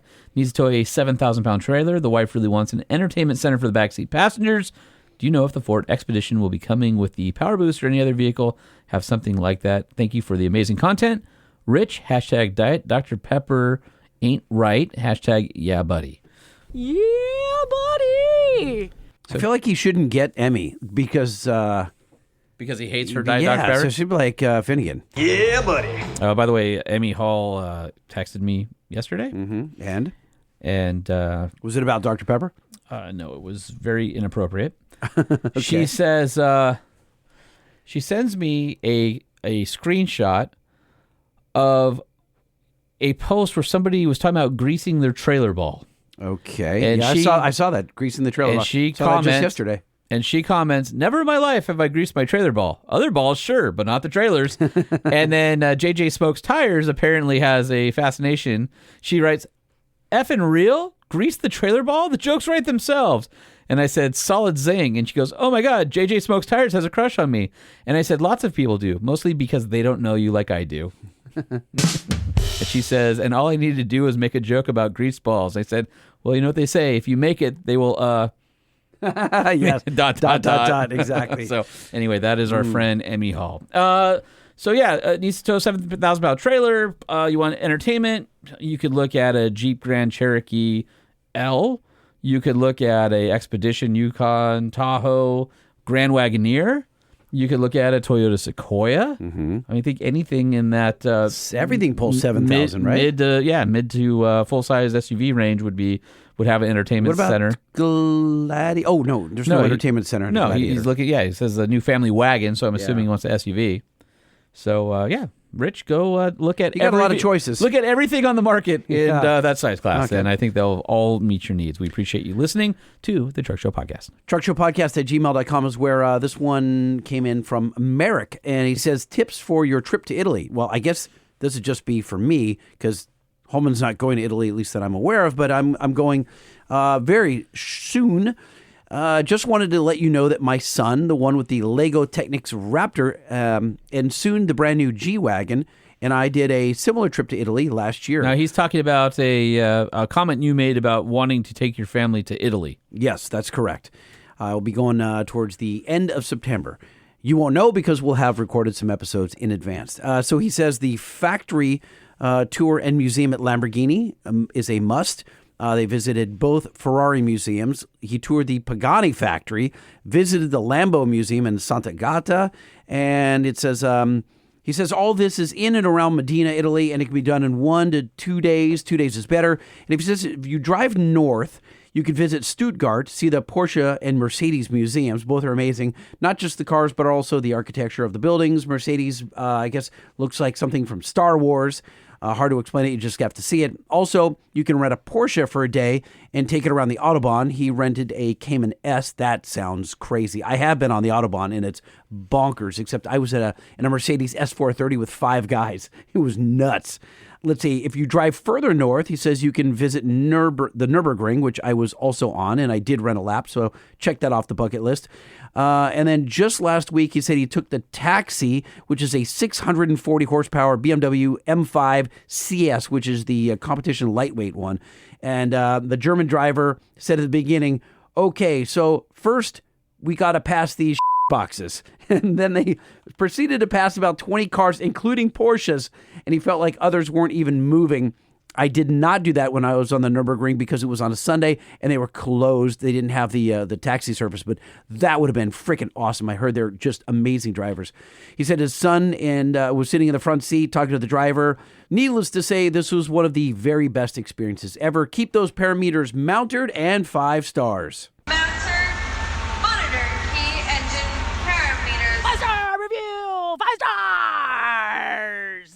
So Jeff Stevens emails us, says, the people must know. He says, the people must know. I just saved $40 on a soldering iron kit from Habanero.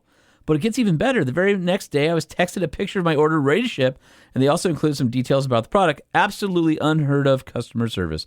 P.S. Thanks to Holman for the recommendation of the 7.3 Godzilla from Ford. P.P.S. Smoky Mountain Knife Works is offering a special edition ProTech knife currently, which is super awesome. He says 5 3/4 stars. Wow. I'll take I don't it. have a jingle for that one. Okay, well, give him what we do have. Well, you know what? Leave the 3/4 portion on Spotify where we need more reviews. There you go. And the subject line is, you guys made me do it, from Brian Sands. Good morning, gentlemen. I've been a very happy 2007 F-250 6.0 Crew Cab Long Bed FX4 owner for the past 12 years. I've had 0 complaints with the 6.0, and it's treated me very well. And now with 200,000 miles on it. Now that my work needs have changed, I'm looking to downsize to an F-150 to be easier for daily driving and parking. I've been looking at a few different models and thinking about the Tremor model, which I think you guys know that we're fans of. After listening to an episode of you guys talking about the truck, it put me over the edge. So I ordered a brand new 2024 F-150 Tremor with a 5-liter V8, and there will soon be a supercharger in my future. And like lightning, I too live in Long Beach by 2 major freeways and I'm scared that my new truck will disappear. So I'll be doing some lightning-inspired security features, but not bollards. Love the show. Keep up the good work. Brian from the LBC. So Jeffrey Brown says, Thunder and Half Woman. Wow. Lame. My coworker who drives a Lightning shared with me this photo, which I have to say is my favorite of its kind that I've seen. And apparently it is a Ford F-150 Lightning, and instead of truck nuts, it has enormous wire nuts just on it, which Those are awesome. The wire nuts that you'd use in like a home house. electrical. Yeah, Yes. except they're giant. They're like They're like wing 30 nuts, but times yeah. bigger than like a standard one, and they're hanging off the back. So, all right, Jeffrey, I appreciate that. That's a good one. Wish me luck. 5 stars. Subject line from Tim Brown. Gentlemen, first time writer. You've been an influence since I started listening to you in Maryland. Before that state told me that I had to repair my decrepit 2002 Ford Explorer Sport in 2021, and when I bought my used 2018 2.7-liter F-150 Crew Cab. At the time, it was a great choice, and still is, for the fuel efficiency when driving in the DMV and now back in Idaho. And the truck is finally paid off. As my family says, a paid-off vehicle is the best kind. It is time for mods before driving from Idaho to Michigan. Replacement JL rear speakers in the mail for Buzzy factory rear speaker. New Line-X liner in the bed. And a roll track is on the way. Ooh, Nice. let me stop you there. Don't forget to go to truckshowpodcast.com to our featured products page, because there is a way to get a rebate through EGR USA by telling them that Truck Show Podcast sent you. So, And if you're not familiar with the term rebate, that means they send you cash. yeah. Yep. Did I also say that I'm going to try that AMSOIL mudslinger and glass cleaner? We'll see how good it holds up to the construction dust. With a potential new USA-made Cordova cooler on board, I'll let you know how it all goes on the drive in a few short weeks. maybe in the future, some Expel paint protection. Nice. Take care of yourselves. 5 stars and the good old-fashioned Finnegan, yeah, buddy. Guess he listens to the show. 5-star review! 5 stars! Yeah, buddy. We got this one from Jim. Says, I've had my 2012 GMC 2500 HT for 7 years. I bought it just to tow my Jeep Wrangler, which I don't have anymore, but I do have a mini truck. It has 195,000 miles and has never been apart. And he sent us 2 photos. One is of his regular cad GMC HD, looks like a GMT 900 truck. And he's also got an S10, that looks like the last generation. It's lowered. Looks like, well, look at the rear wheels. It looks like it's set up for quarter mile. Oh, yeah. He's got some, they're not slicks, but they are... Big, wide, fat tires on, looks like maybe some welds. No, on wait, that. it's missing a hood. Yeah. So this is going racing. That thing's cool. I like it. And this one's from Gregory Vanderpool. Hey, Lightning and Home, I just got this old Jeep from my uncle and got it running. It's a little rusty, but it runs pretty good. It's got a manual transmission and manual everything else. i6 engine and 33-inch tires. And that thing is rusty, but It's super awesome. cool. Yeah. That thing is awesome. It's a patina. It's a CJ5. That looks like I guess a later one because it's got the high back buckets in it. Oh man, that Were thing those is so buckets cool. stock?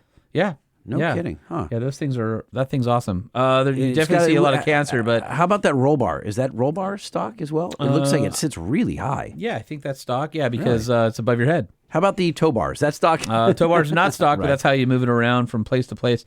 When it's not running. I would leave that thing super crusty and ranchy fresh, and then just have somebody do a full mechanical rebuild on it so that it runs and stuff, and then you don't care about it getting scratched because that thing's a beauty. Yeah, that's a good toy. And then one final one from our friend Ryan Evans says, I like regular cabs. And what's regular now is crew cabs. So, yeah, I like regular cabs. As for two-door standard cabs, those are my favorite. I think he's saying that even though a crew cab is now a regular cab, that a regular cab is a single cab, and that he still likes the single cabs or standard cab more than he likes crew cabs. That's what I'm getting out of that. What are you saying? That's just what I'm getting out of that. Thank you guys so much for the email. Appreciate it. Truckshowpodcast.com is where most of you tend to send the email, but you can send it directly to me, lightning@truckshowpodcast.com, or to this guy over here, Holman@truckshowpodcast.com. You know they can't see you pointing at me, right? I think when I say the words that guy or this guy, they feel me pointing, like through the speakers. I feel you pointing. Yeah, I know you do. You're too close. Right? Before we hit the jingle, can I give you a present? Well, then I'm going to feel bad about what I'm going to do before the end of the jingle. You're going to insult me? somehow? Probably a little bit. I'm going to insult both of us, though. It's equal opportunity. Okay. Which one do you want to do first? I guess get the pain out of the way first. All right. So one of my friends posted that apparently you can go to ChatGPT now and ask it to roast your Instagram page. Yikes. So immediately, This is not gonna go well. I thought this is going to be funny. So you had it roast my Instagram I had it page? roast both of ours. So I'll start with myself because I went to myself first, and I did 2 for each of us. So this is 2. No, okay? what is the prompt that you put in ChatGPT? Roast at Sean P. Holman. Oh, really? Yes. It's pretty funny. Your Instagram feed is like an overland adventure brochure that's trying a bit too hard to convince us you're the Indiana Jones of off-roading. Between the endless shots of rugged landscapes, vehicles caked in mud, and you gazing off into the wilderness like you're contemplating the meaning of life, spoiler, it's in the Jeep manual somewhere, it's clear that you're the ultimate road warrior. At least you want everyone to think so. But let's be real, your truck probably spends more time posing for photos than actually off the beaten path. Well, that sounds like me. That was pretty funny. So then I'm like, okay, let's see if we can do better. So the second one was, Sean, your Instagram is like a midlife crisis wrapped in a truck decal. You've got the off-road vibes down, but we all know those vehicles are getting more pampered than actually push their limits. It's clear you've mastered the art of looking adventurous without ever leaving the comfort of Wi-Fi, which is funny with the Starlink. My gosh. Probably saw my Starlink post.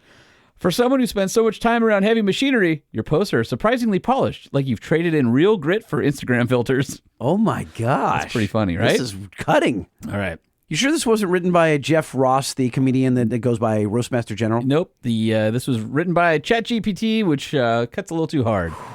So I, of course, said, well, now I have to know what at LBC Lightning roast would be. Bad. So the first one Your feed is like watching someone who peaked at being average and decided to document it. That's awesome. It's a mix of trying too hard to be hardcore, but ending up just another person with more gear than skill. It's like you're constantly trying to prove something, but the only thing getting convinced is your ego. The only thing striking about your page is how it manages to both be over the top and underwhelming at the same time. Oh, that's accurate. Oh, that's cool.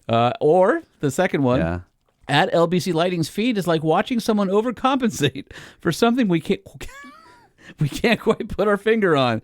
With every post, it's as if you're trying to prove you're the baddest in the game, but the only thing you're really proving is that you've got a lot of free time on your hands. Your attempts at being edgy are about as shocking as a static charge. Lots of buildup for a whole lot of nothing. Nah. If this is what lightning looks like, I'll stick with the sunny day. Nah, you know what? That is... This is funny. That's a fortune cookie thing. You know, when they're just kind of like generic. I Maybe. didn't feel like... The first one was a little... Like it actually scrubbed my post a little bit. All right. How about roasting the At Truck Show podcast? Oh. At Truck Show Podcast is like listening to two gearheads who got lost on their way to becoming professional banterers. The show is basically a nonstop flex of truck trivia mixed with dad jokes that should have stayed in the garage.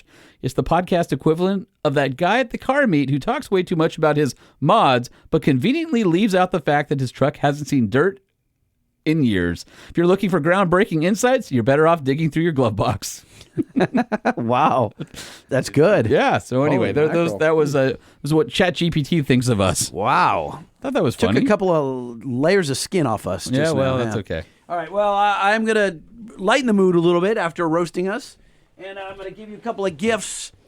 Our buddy at Habanero Cordless Heating Tools sent over some gifts for y'all. So apparently our listeners have bought a freaking metric crap ton of Habanero Cordless Heating Tools. While you're opening this, and I'm unpacking this one for you, I want you guys to know that if you're hearing this and it's still August, 40% off the cordless heating tools. 40% off. Not 10, not 20, not 30. 40% off. Okay, now what you're seeing here, Holman, is you did not expect this one. Okay. This tool you're holding... I didn't expect any of this. Okay, So. the tool that you're holding right now is designed for bonding plastic. Oh, this is the... because I see the plastic rivets or the staples that you weld into. Correct. Oh, that's So you've cool. got, and you'll see the long pieces of plastic in different bags down there. Yep. You've got polypropylene, you've got ABS, you've got Nice. melamine, you've got all bunch. Well, so you that's can pretty cool. bond to a bumper if you've got a crack in your roof or whatever it is. You've got all the tools to do that there. And this has the tip where you can feed in the material from one end while it's heating from while the other it's end. melting and like a syringe at the other That's side. cool. The other tool right there is where you put the staples into it. So was this a just a thank you for... This was a thank you because we blew them away. You guys were freaking awesome. So we're the beneficiaries of you guys That's really cool. buying a lot of products from Habanero Cordless Tools. So we're really tickled pink, as they say. Here's the one that we talked about right there. Yep. That is your Diablo soldering iron. And I right like there. the way it feels in the hand. It's even got the little detents for your fingers. So that's Correct. cool. And Awesome. let me show you something cool. So it's got the safety, but check this out, Holman. Yep. If you take it like this and put it right there in Yep. the box, It holds stand it. straight up, Yep. so you can solder with the soldering iron like On. in its upright Yeah. position, and you can maneuver Move the the wires wires over around it, so you don't have to That's hold the cool. soldering iron. Yeah, man, it's really, really pumped. So thank you guys so much for supporting our guests. Well, and everybody who's gotten one of these things has told us so far that they love it because we've had quite a few of you email us and say, "Wow, this if you solder, if you like electricity, if you like doing all that kind of stuff, this is like the best tool that we've ever found." Again, if you're hearing this in it's still August, the code is still good, and that secret code is Lightning. So if you use Lightning at checkout, 40% off at Habanero Cordless Tools. Just Google it. It'll pop right up. TruckShowPodcast@gmail.com is where you're going to send that email to us. TruckShowPodcast@gmail.com, or you can hit Holman at TruckShowPodcast.com, or this guy right here, Lightning at TruckShowPodcast.com. The Truck Show, the Truck Show, the Truck Show. Oh, oh. And you can follow Lightning and his viral videos at LBC Lightning, or you can find me at Sean P. Holman, or you can find the podcast at Truck Show Podcast. And please think about leaving us a 5-star review on the Apple Podcast app or even on Spotify. It definitely helps with our visibility and people being able to find us. And don't forget at truckshowpodcast.com, you can find any local events going on in your area. You can submit those by emailing us, Or you can find out any of the discounts that we have on featured products, or if you're an EGR customer, get your rebate. All the information for getting a Truck Show Podcast rebate if you bought a roll track or if you bought fender flares or any of the other stuff from EGR are right there on truckshowpodcast.com. And you can see what it actually looked like. Oh, hold on, I didn't tell you that. Oh, I'm going to kill the music. This is too funny. You killed the music last week. Yeah, no, it's my thing now. No, you stop doing that. It messes me up. I like having that long fade. Yeah. But this is so one of the guys thanked us for the Habanero. He bought it. He was super happy. He was giving me a review. I'll read it next time. And he says, "Oh, by the way, I went on your website to get the info, the website stuff, and it's like I saw your picture." He goes, "Now I know where you're on radio." He goes, he had no idea what we look like. So there are a lot of you that are like, I wonder what Lightning looks like, because you don't follow us on Instagram, whatever. And Holman's got all those pictures of his Jeep, but not him, because he's like making up for something. You can see what we look like at truckshowpodcast.com. Right there. I'm the dude on the right. Holman's the dude on the left. Or in different pictures, we're in different places. I'm saying on the main picture when you go like, oh, that's what they look like. It's a big letdown. I'm not going to lie. I was going to say, don't meet your heroes. It's a big letdown. But kind of like this show. There we are. Yeah. Well, you know what is not a letdown, and that's our friends over at Nissan, who are the presenting sponsor of the Truck Show Podcast. They've got that brand new 2025 Nissan Frontier on the way to dealerships now, so you can get a deal on the 24, or wait a couple months and get your butt into the comfortable zero-gravity seat of the 25 model. You can build and price your Nissan Frontier. You can find out all about it, and you can experience all the different features by going to nissanusa.com or down to your local dealer. And it's not often that you can buy a performance part for your diesel pickup truck that actually makes the part that you bolt it to last longer. Such is the case with the new Monster Ram for the 2017 to 2024 Duramax L5P. The Monster Ram is a turbo inlet. It bolts right to the compressor. And it not only improves throttle response, it drops the shaft speed. And if the shaft is moving slower, it spins fewer times over the life of the truck, and it lasts longer. You're welcome. Go to bankspower.com to buy yours. And speaking about lasting longer, AMSOIL synthetic lubricants are exactly what you need for your truck. And AMSOIL makes it really easy to do an oil change, because you can go to AMSOIL.com and you can order up an oil change kit that comes with the oil that you need, nitrile gloves, a funnel, the correct oil filter, and it even comes with that little tiny oil change sticker that comes in the corner of your windshield, so you can guess at your next oil change interval when the UV fades the pen after your year of it sticking up there, because AMSOIL also has extended oil change intervals. The other thing AMSOIL has is a ton of different lubricants and car care products. It's not just oil, it's synthetic everything. Go to AMSOIL.com and pick out the products that'll make your truck last longer and look better. And speaking of making your truck look better, head over to EGR USA.com to find fender flares, VSL lights that are great for off-roading, window visors, hood guards, body side moldings, cab spoilers, sport bars, underseat storage, and roll track tonneau covers. EGRUSA.com has the very best upgrades for your truck. Since I'm not feeling creative about some funny, hilarious out, I am going to cede that responsibility of coming up with a way to bookend the show by heading over to ChatGPT, and I am going to say, create an ending for the Truck Show Podcast in one paragraph. There's no way this is going to go well. And here's what it says. Okay. And that wraps up another episode of the Truck Show Podcast. Whether you're wrenching on your ride or dreaming about your next overland adventure, we hope you found some inspiration, a few laughs, and maybe even a tip or two to take away with you. Keep those trucks dirty, the stories epic, and don't forget to tag us in your latest build or off-road escapade. Until next time, keep the rubber side down and the shiny side up. See you on the trails. Dude, that was painful. The Truck Show Podcast is a production of Truck Famous LLC. This podcast was created by Sean Holman and Jay Tillis with production elements by DJ Omar Khan. If you like what you've heard, please open your Apple Podcast or Spotify app and give us a 5-star rating. And if you're a fan, there's no better way to show your support than by patronizing our sponsors.